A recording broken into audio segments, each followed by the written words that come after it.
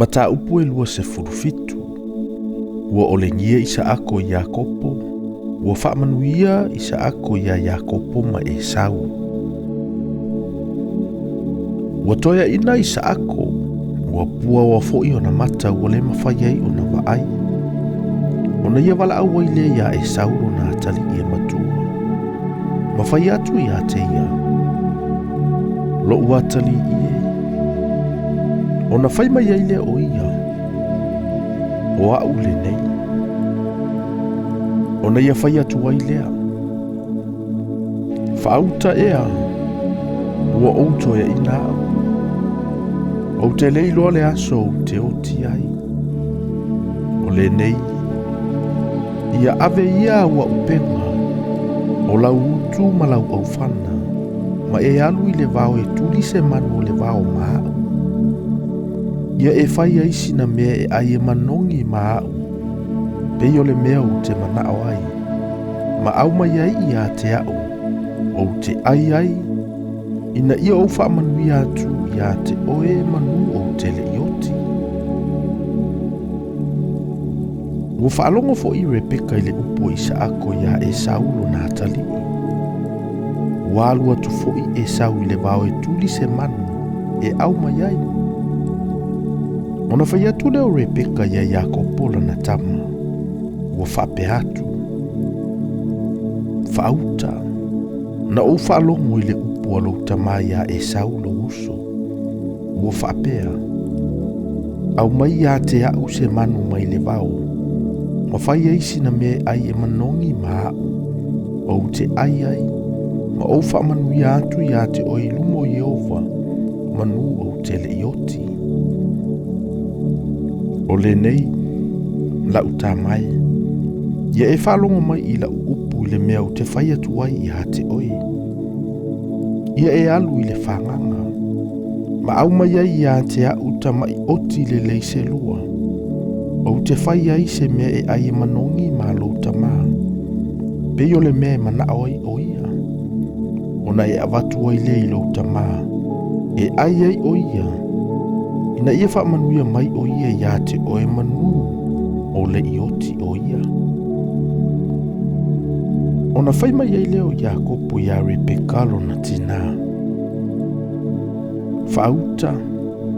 O le tangata tau fulufulu lo uso Esau. Ao au. O te se tangata la mole mole. A tonu e tango lo tamai ia te au.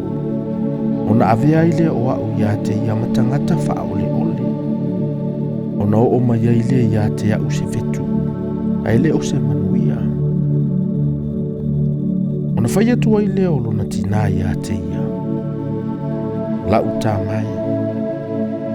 Ia te au lo fetu. Tau lava ina e whaalongo mai i la u. Ma e alu e au mai aita mai oti ia te au. Ona alua i leo o ia. Ma pupu e mai. Ua au mai ai i lona tina. Ona whai ai lea i lona tina me e ai e mano. Pei ona mana o ai lona tamaa. Ua ave fo i Rebeka o fulelei o lana tama e matua o Esau. Sa ia te ia i le fale. Wana wha ofu ai a Iakopo lana tama au pito iti iti. Ua ia tu ai fo i pa ua tama o ti ona lima. A toa ma le la mole mole o lona ua. Ua ia tu atu le me ai e manongi ma le areto na ia saunia. I le lima o lana tama o Iakopo. Ona alua tua ile o ia ilona tamaa, o whai atu. Lo utamae. Ona ia whai mai ailea. O a ule nei. Lo uatali ie. O ai ea oe. Ona whai atu ai leo i Iakopo ilona tamaa. O a ua e sau o la uru matua. O au whai ale mea na e whai mai ai i a te au. Ina nofo ia ilunga. Ia nofo ma ai i la umanu. Ina ia e whaamanuia mai i a te au. Ona whai mai ai leo i sa ako ilo nā tali. Lo ua tali ie. Pe whapewhea ona e wawe maua. Ona ia whai atu lea. Awana au maia i uma i Jehova lo atua. Ona whai mai ai leo isa ako ia Jakob. Lo watali ie. So mai ia. Na ia o tango ia te oe. Po o oe lo ulavatali o Esau pele ai. Ua soso atu Jakob ia isa akolo na tamaa. Ona ia tango mai ai le ia te ia. Ua whai mai. O le leo leo Jakob. A o lima ia o Esau. Ua ia le iloa fo o ia. A ua tau fulufulu o na lima. Pe o lima o Esau lo na uso. Ona whaamanu ia i le e ia te ia. Ona whai mai ai lea o ia. O oe ea o lo ulawa atali o Esau. Ona whai atu ai lea o ia. O a ulawa le nei. Ona whai mai ai lea o ia. Au mai ia te au. O te ai le manu alo uatali. Ina ia o whaamanuia ia te ia. Ona ia avatu ai lea ia te ia. Na ia ai. Wana au mai fo ia te ia le waina. Ona ia inu ai lea. Ona whai mai ai leo isa akolo na tamaa ia te ia. Lo watali ie. Tioso mai ia. Se ie songi mai ia te au. Ona ia soso antu ai lea. Masongi atu ia te ia. Ua ia langona le nanamu o na ofu. Ma whaamanuia ia te ia ua whaapea mai. Whaauta o le manongi o lo uantali. E pei o le manongi o le whanua ua whaamanuia i Jehova. Ia foa i atu e le atua ia te oe. Le sau mai le langi. Ma le lei o le whanua. Ma saito ma waina e tele. Ia au na nuu ia te oe. Ia ifofo i tangata ia te oe. Ia whai oe mali i o uso. Ia ifofo i tama lo tina ia te oe. Ia fetu ina se fetu ia te oe. Ia manuia fo i se wha manuia ia te oe.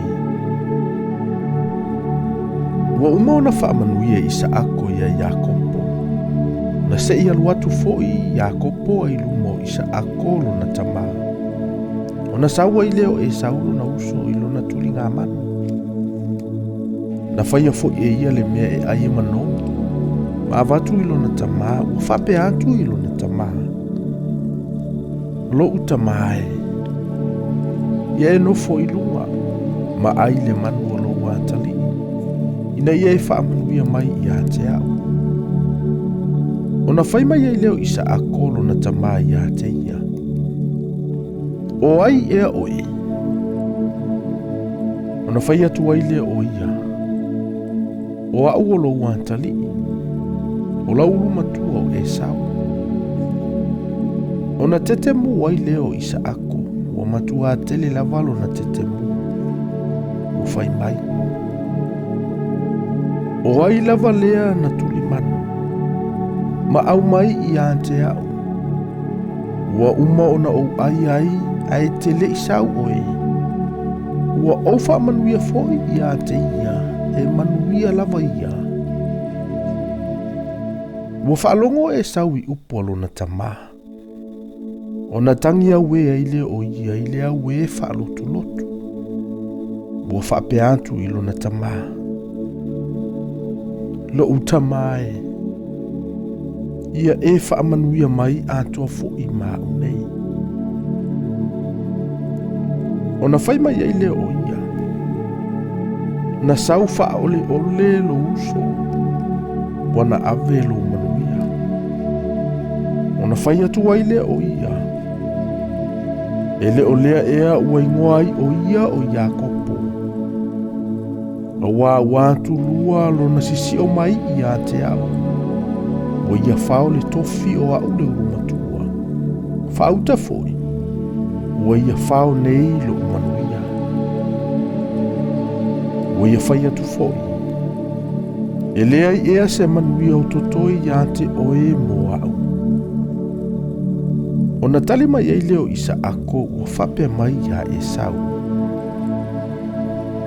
Whauta ua outofia o ia e whai mali ia te oe.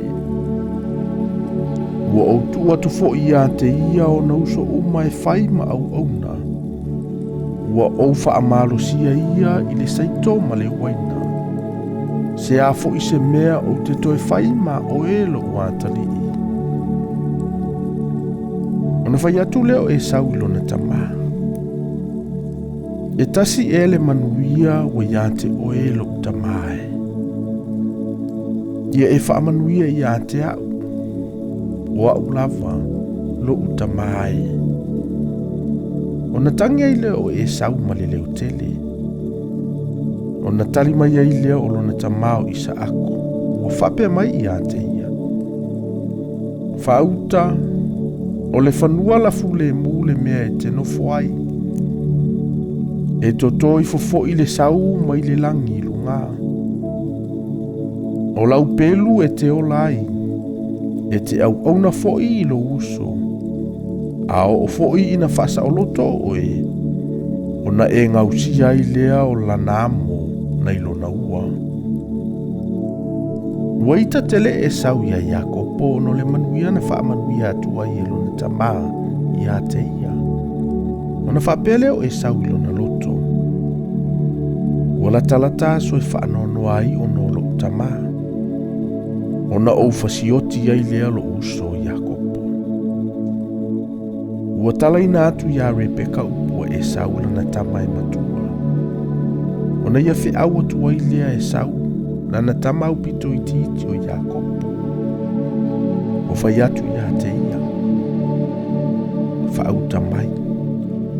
O lo uso e sau. O lo o wha mawhana whana i e lo na loto i a te oe. O le awhasioti i a te oe. A o le nei. La uta mai. Ia e whalongo mai i la upo. I nā tuia i luma. Ma e sola antu i lo utua ngane o la pana. I karana. Ma e nofo ai na yaso. Se ia mawai atu le ito lo uso. Se ia mawai atu le ito lo uso ia te oe. Se ia ngalofo ia te ia le mea wa e whaia ia te ia. O na o fe au atu wai lea. E ami ia te oe i lea mea. E ave e se ina i se a o ua ia te a u i lea so e tasi. O na whai atu wai lea o Rebeka ia isa ako. O te fiu i lo uola o no whawhine o saheti.